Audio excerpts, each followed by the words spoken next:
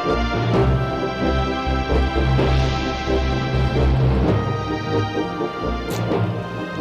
pleasant morning, friends. We welcome you to the press briefing of Presidential Spokesperson Ernesto Abella with the members of the Malacanang Press Corps. Hello, sir. Good morning. Good morning. I'd like to welcome you to the first press briefing that we're holding for Malacanang. Actually, I'm just holding forth for Sec Martin, okay? I'm your temporary host for today. Anyway, we began the day with an exciting time. It was the first flag raising for the President's office, for the people of the President's office, and we're looking forward to a really great and engaged time. So. Okay, sir. Your first question will come from Maricel Halili of TV5. Hi, Yes. sir. Good Hi. morning. Morning. Sir, may we know what was the impression or what was President Duterte's impression of Vice President Leni Robredo? I mean, the first time they met last Friday. As per the media report, it was a very pleasant meeting. And it was something that held open opportunities for conversation. As he said, VP Leni can visit anytime. Sir, ano po yung napag-usapan nila in that short span of time? Hindi po kami privy doon sa conversation nila. But the meeting, we all know. But I understand VP Leni requested for a courtesy call. Tama po ba? She probably did, right? Meron na po bang schedule kung kailan yung kanilang courtesy call? As far as I know, none. I mean, not as far as I know, I'm not aware of the exact time.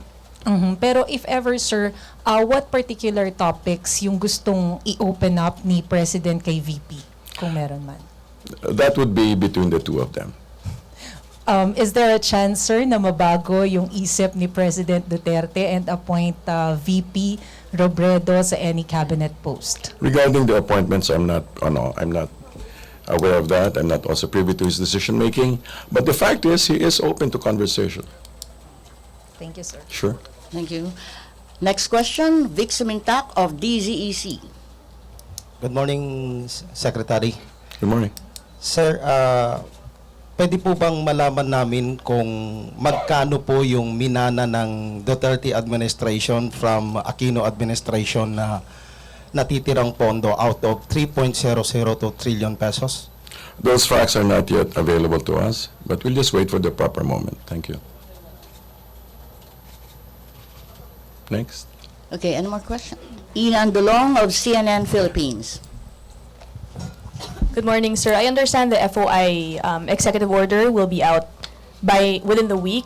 May I ask what process will be undertaken in the drafting of this EO? Who will be consulted? As far as I know, they're open to consultation. I don't know the exact process.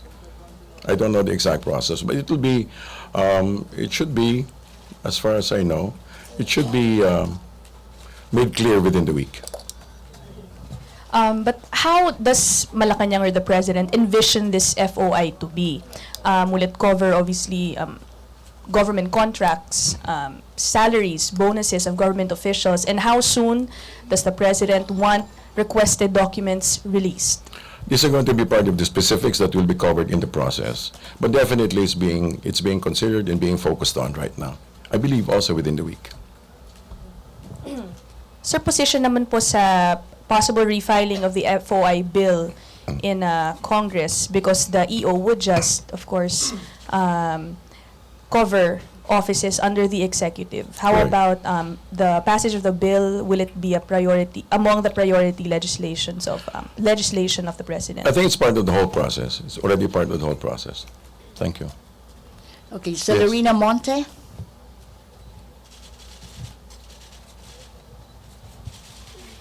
Good morning, sir. Celerina from Manila Shimbun, Japanese newspaper.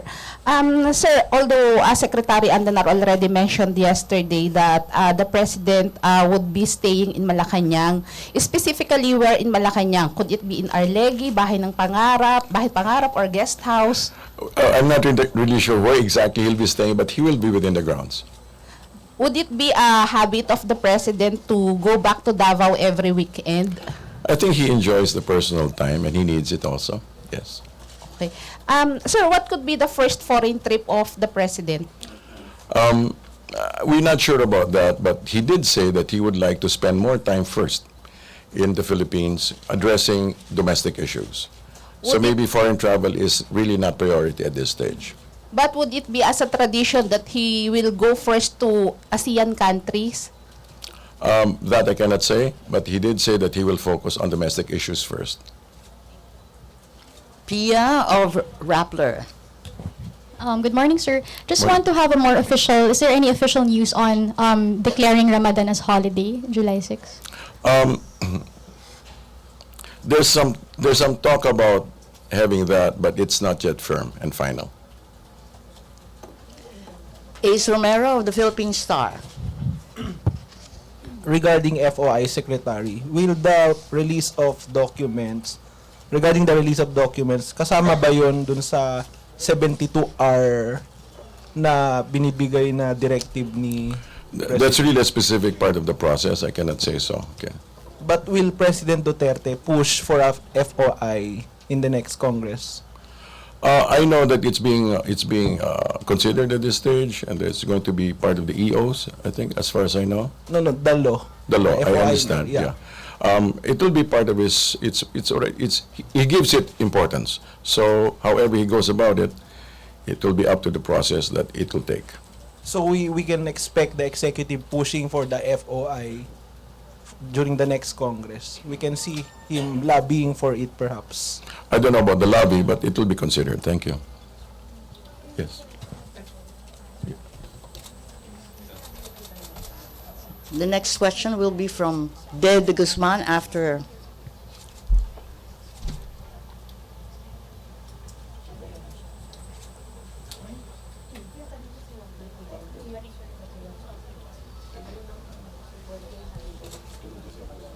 Okay, there's an announcement, sir. Right. It's about Idul Fitr. The declaration has already been signed by PRRD, and it will be released anytime today. July 6. July 6. July 6. Yes. Holiday? Non-working holiday. Non-working. Okay. Okay, sir. Can you repeat it, please, on the air?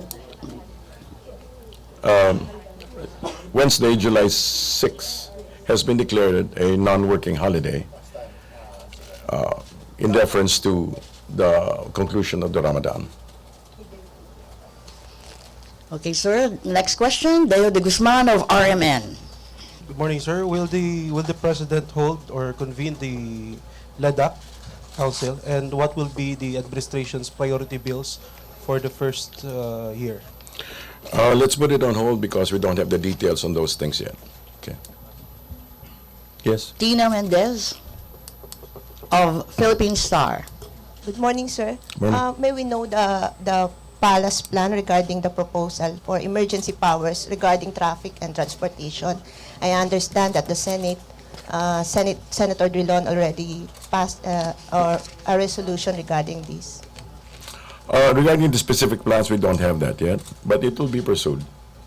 So do we see this given to the president within the year? Well, as needed. There As wa- needed. Thank you. A follow-up, sir, there was also a proposal to have it certified urgent. Will the president look into Come again? to have this certified urgent? Will the president certify this bill as urgent, this emergency power? I'm sure they will facilitate everything in order to address the traffic condition. Thank you, sir. Yes. Okay, RH Henry Uri. So good morning. Good morning. Any words from the President if he will ask DOJ or PNP to investigate killings of allegedly drug user and pusher to prove that it is really a legitimate operations? To prove that it's really a... Legitimate operations. The President is very well aware that everything should be done within the parameters of legality, and so whatever needs to be done will be done. Thank you. Joseph Morong of GMA 7.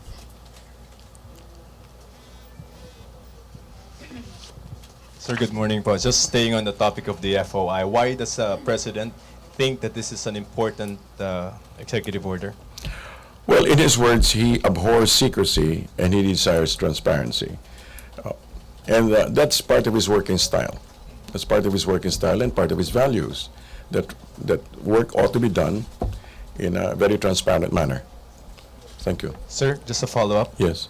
How does you reconcile this with, well, you're opening up transactions in government, at least in the executive, but how do you reconcile this with this seeming avoidance of the media? It's not secrecy. I mean, it's not really secrecy. Let's put it this way, and I'm not speaking for him, but I'm speaking, let's say, as a person who's observing the whole situation, that he wants to devote his first 100 or so days to work, and he doesn't want it hampered by having to answer little noises. Little noises. I mean, just with, So, But eventually, do you think he will reconsider that position, given that, some clarifications and elaborations on policy are best explained by him? he has repeatedly said he will not talk anymore, right? Yeah. But the fact is, the conversation, like I said in the beginning, will continue. There will be a conversation, and what you need to know, you will be able to know. Thank you, sir. Sure. Rose Novenario?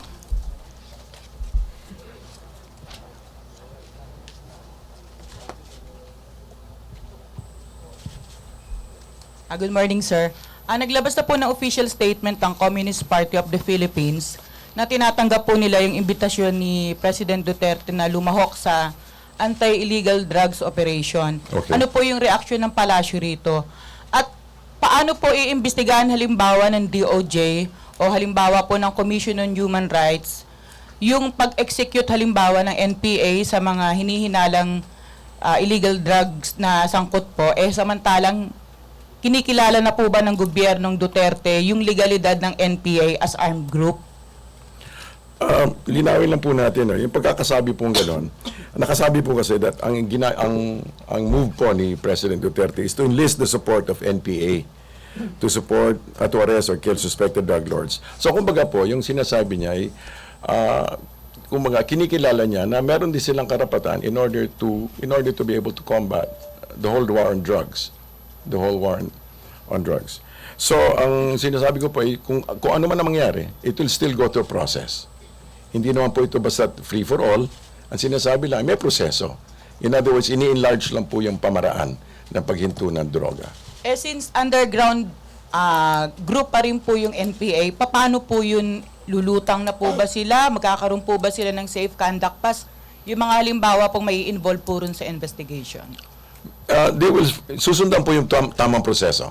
Meron po silang proseso. Yes. Pia?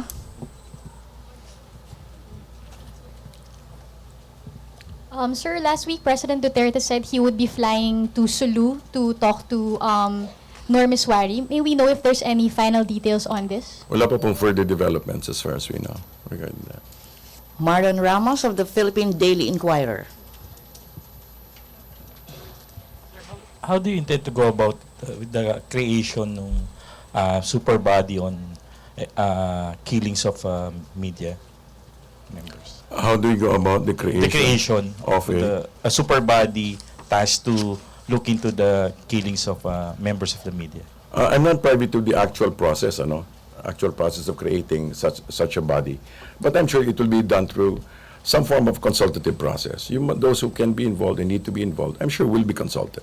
Sir, there's already an existing task force. Opo. Are you aware of the No, I'm DOJ not task aware force of 211? I'm not aware of the depth of that. Sir, is the government worry of or alarmed about these recent developments dun sa police operations na marami napapatay na suspected pa lang na drug personalities? I don't know if the term is. I don't know if the term should be. The term should be worry or alarm.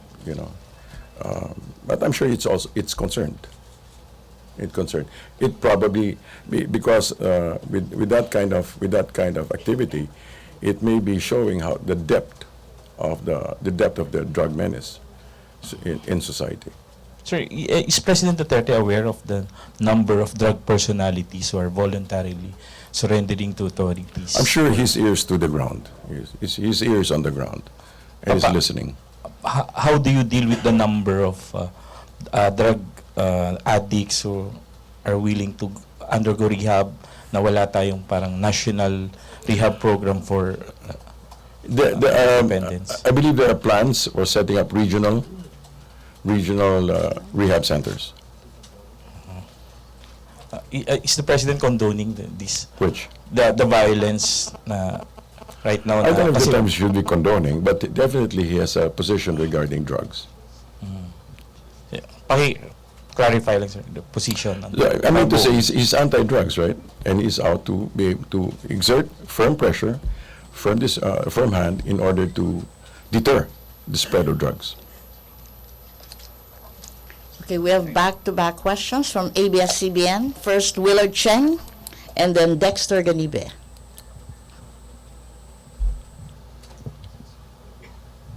Hi, sir.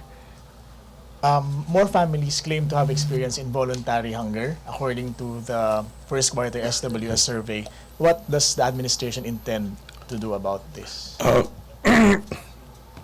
You sent me a question on that. Were you the one? Somebody asked me about that. It will be referred. It's being addressed to the proper departments.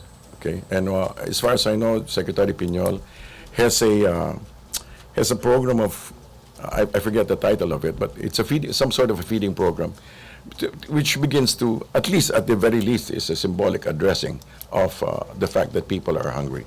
Many people are hungry. I don't know. I mean, I cannot give the specific details as to the exact programs that are addressing it, but definitely the agriculture is addressing that, and so is the SWD. The clusters are addressing that. So is the palace keen on continuing the conditional cash transfer program? That's part of. I believe it's all part of a process that's being discussed. Thank you, sir. Thank you. Dexter?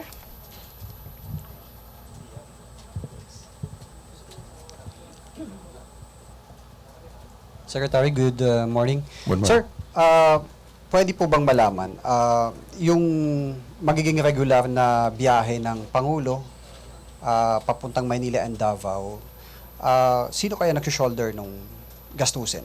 And saan siya titira or mag-hotel ba siya palagi pag nasa Maynila? I'm sure hinahanda yung hinahanda yung tirahan dito. So it will be shouldered with the government, okay? Regarding that, we cannot really give you more details regarding his travels. For the plain and simple reason, part of it is on security, tama? Part of it is security. And also because eventually he will be here. Eventually he'll be spending a lot more time here. He's spending a lot more time here, considering the fact that he is, in a sense, parang bi-coastal siya, he's both north and south. So, but he will be spending considerable amount of time in Manila. Yung gastos, sir, ng kanyang mga flights? It's being covered. I don't know from which pocket it's coming from. But not from the But it's government. covered. Ano po? But not from the government. Hindi ko po. I cannot say that for sure. I cannot say that for sure. I'll get back to you when I find out. Okay, sir. Another question. Sure. Ano po yung mga pinaghahandaan ngayon para dun sa 3 weeks from now, yung kanyang pinakaunang State of the Nation address? Saan magfo-focus yung kanyang magiging unang pahayag sa sambayanan? Hindi po namin di-discuss it, but I'm sure it will be dealing with it also largely with this 10-point program. Tama? It will be in connection with that. Thank you. Napag-usapan na po ba kung magkano ang hilingin sa Kongreso na budget para sa susunod na taon? Gaano kalaki ang idadagdag? Hindi po malinaw yan. Bagong-bago po. Kasi simula pa lang po. Yes. So, Liwanag of DGBB.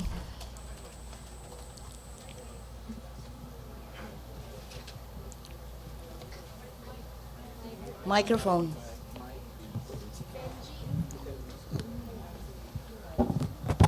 Sir, good afternoon.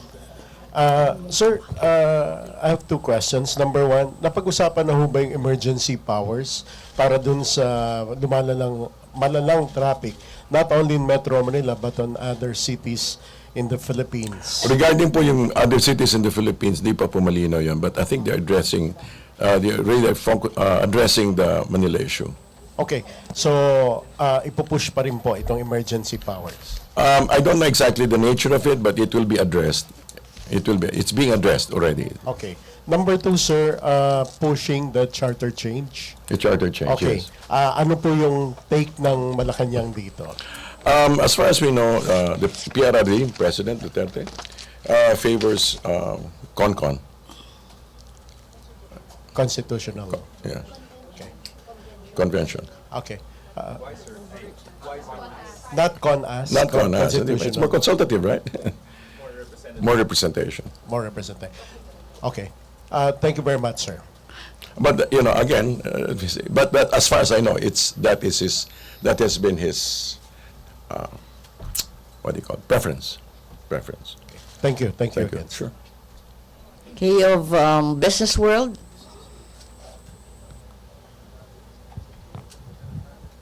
Follow-up lang din po from the question of Sir Benji. Ask ko lang po if the palace will certify yung Chacha po as a priority bill po. It's definitely part of his priorities. I don't know exactly in which priority, in how high it is, but it's part of the consideration, considering that we do have several issues on hand, right? Fed issue, stuff like that. Ina, did you raise? Hi, sir. Sir, Yes. whatever happened to the 3 generals earlier mentioned by the president that should resign, he said, before he formally assumes his office? Will he be naming these generals soon, as he said? As O he hindi said. daw po? Let's wait and see. Okay. In Davao City, sir, when he was mayor, he would read out on TV names of drug pushers, criminals. Will that be a practice dito sa administrasyong Duterte? I mean, if not coming from him, maybe would he expect the PNP chief or members of the communications group to announce high-profile criminals maybe? If it does happen, and it may, it will not be without precedent. Okay, Henry, and then Sir, Yes. tungkol doon sa curfew, tsaka doon sa anti-smoking, at tsaka doon sa iba pang mga ipinangako ng presidente, yung 4 piece with 1 sack of rice, ano ho ang latest na dito? Wala pong specific na mga pagbabago. Wala specific na pagbabago. As far as I know. So let's just let it continue. Secretary Ted Tavera po ng Daily Tribune. Sir, reaction lang po dun sa panawagan ng bayan kanina na i-review daw yung EDCA, sir. Reaction po. Wala pa akong naririnig mula sa kanila. So I cannot give it to you right now. Actually, we haven't heard from him since then. Okay. So, Joseph, Morong, and then Marlon. Sir, manood ba siya ng live ng FIBA? sana, ano? Sir, is he? I'm not sure about that. Marlon? Always kasi, there are issues to be considered, security, stuff like But that. is the president, he can do anything? He doesn't want to impose himself. Okay. Usually, he's a very low-key guy. He doesn't want to, he doesn't even want to disturb traffic. More here. Sir, we're going to the last 2 Sige po. questions. Last 2 questions. Yes. Marlon and then Dexter. Sir, just a clarification lang po. Opo. Will the president certify the FOI bill as urgent? He will certify. I don't know if it will be, but it's top part of his priorities. It's part of his priorities. Second, kanina wala po si President Duterte sa flag raising ceremony. Opo. Will that be usual na niya? Every Monday or every flag raising di siya makakapunta rito?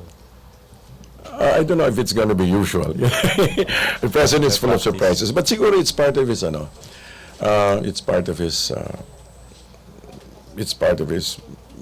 yung kanyang pagka low key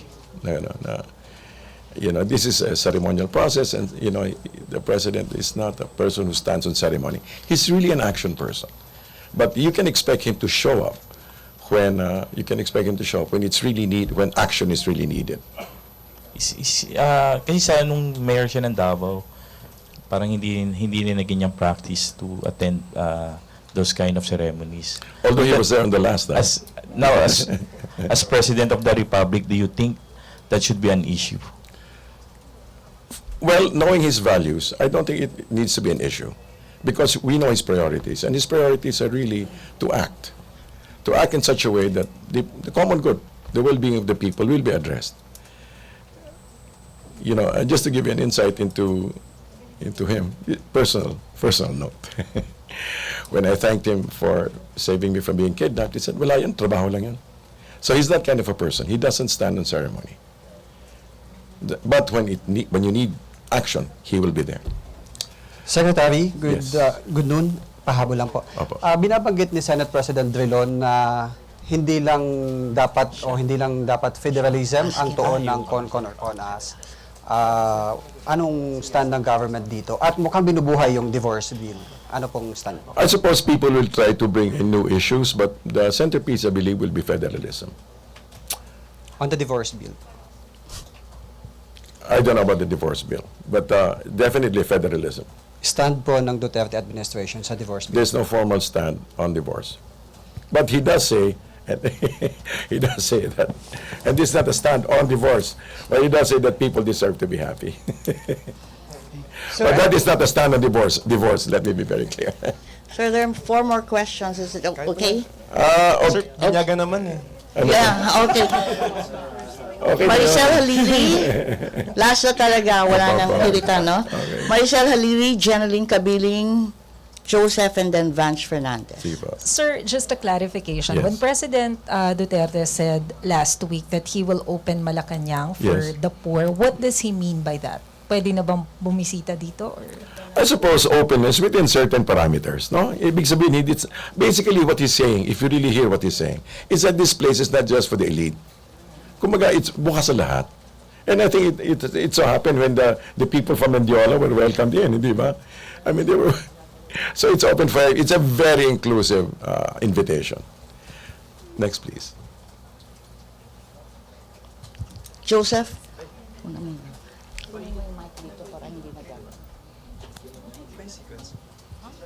Go ahead, Okay na. Joseph. Sir, sa Busayaf lang, si Secretary Yasay said, not Yasay, Duresa. He's waiting for a call. Anong isip ni Presidente dito? Are we actually negotiating with Busayaf now? We're not negotiating. But he's open to Si Vance na lang muna para pagkatapos na. It's part of a process. It's part of a process.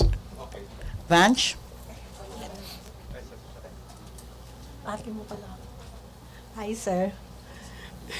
Sir, tanong ko lang po kung meron na po kayong report regarding dito sa nangyaring bombing sa Baghdad. Kung merong mga Pilipino pong nadamay. Wala po tayong balita tungkol doon. Wala pong, we haven't received information regarding that. Sir, on another issue, I sent this one to you yesterday. The question is, tinawag po ng attention ng COA itong BJMP kasi regarding dito sa worsening situation dito sa Central Mindanao, sa kulungan. And anong sabi, this is against the United Nations minimum standard rules dahil 5,000, more than 5,000 instead of 917.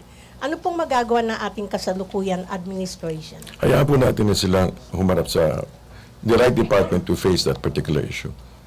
Okay, Thank you. sir. Okay. Jeneline Cabiling of the Manila Bulletin. Here. Sir, tatanong ko lang, maybe know where is the president right now? Is he holding a meeting inside the palace? I'm not, I don't think, I don't know if he's holding a meeting inside the palace. But I believe he's in a meeting. Okay.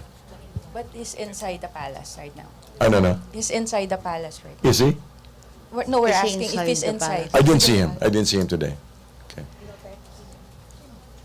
He will be here this afternoon. Final ha? Last na talaga. Let's be nice. Sir, tanong Tanong ko lang, itutuloy po ba ni Presidente Duterte yung policy nung nakaraang Pangulo na yung sa no wang-wang policy sa daan? Na hindi siya, walang car sirens? If you leave it to him, it will be like that. Yeah, left on his own devices, it will be very quiet. In fact, even on, he did say, for example, that it's about the no-fly zone before and after flights. He is asking that be removed because he didn't want people's schedules being disturbed. So, basing it on that, wang-wang should be a very small thing. Sir, do you expect other cabinet members and other government officials to follow the President as well and his no wang-wang policy? In terms of expectation, we expect that. And Thank you very much, ladies and gentlemen. Thank you. Thank you very much. And thank you. Thank you very much. Hey. On behalf of the okay, is it okay with you, sir? Or may bukas pa, guys? All right, Yeah. right. We're going to be, we're still sitting down on how we're going to be handling the press briefings. We'd like to be able to do things with you and for you in a very substantial way. We don't want to just be spinning you, okay? We want to have a conversation, substantial dialogue with you. So maybe we might have less meetings. We might have less, instead of daily meetings, excuse me, we may be having less meetings, but but we will also give time for you to be able to either email in your questions and or ideally email wag na yung text, kung pwede email nyo lang yung mga tanong nyo so that we can respond adequately, okay? And ganito siguro, if things are not being, if you feel that they're not being sufficiently answered, let's assume that there's a good reason for doing so. Di ba? And that doesn't mean to say we're not being transparent or anything like that. I'm just saying that we want to be as helpful to the people through you, and we want to be as transparent. How frequent is less frequent? Maybe not daily, maybe not daily.